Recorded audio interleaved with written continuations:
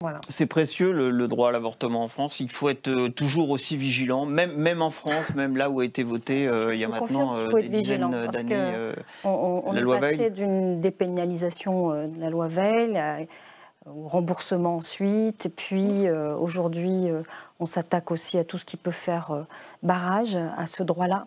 C'est un droit réel, mais c'est un droit qui est encore insuffisant dans la mesure où vous savez bien que, d'abord culturellement parlant, c'est pas pareil partout, selon les milieux où on est.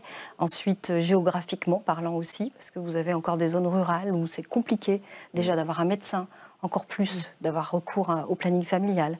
Et il faut toujours être vigilant sur les financements des plannings familiales, notamment du planning familial en France. Il faut toujours être en vigilance là-dessus. Vigilance aussi, quelquefois, au détour d'un PLFSS.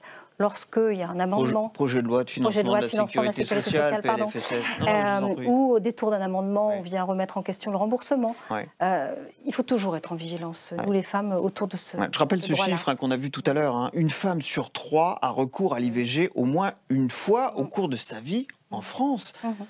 Ça veut dire qu'il faut travailler, comme vous l'avez dit, sur l'éducation, qu'il faut inciter davantage peut-être les jeunes femmes aussi à utiliser des contraceptions adaptées. Énormément sur l'éducation de part et d'autre, c'est-à-dire des garçons et des filles. Des garçons et des filles, bien sûr. Ne pas culpabiliser les seules filles, mais bien travailler. Parce que moi, je trouve qu'il y a une petite régression même. Je trouve que la sexualité aujourd'hui, vous l'avez vu, à travers les écrans, est abordée sous l'angle de la pornographie. Pour les jeunes, c'est quand même dramatique. Je trouve qu'aussi on doit muscler les discours sur la prévention, sur l'éducatif, sur la sexualité aujourd'hui, parce qu'il y a pour moi cette facilité aujourd'hui qu'ont les enfants très jeunes à avoir des images et à rendre plus servile finalement la femme à travers ces images-là. Moi, ça m'inquiète. Bon, on va finir sur cette inquiétude.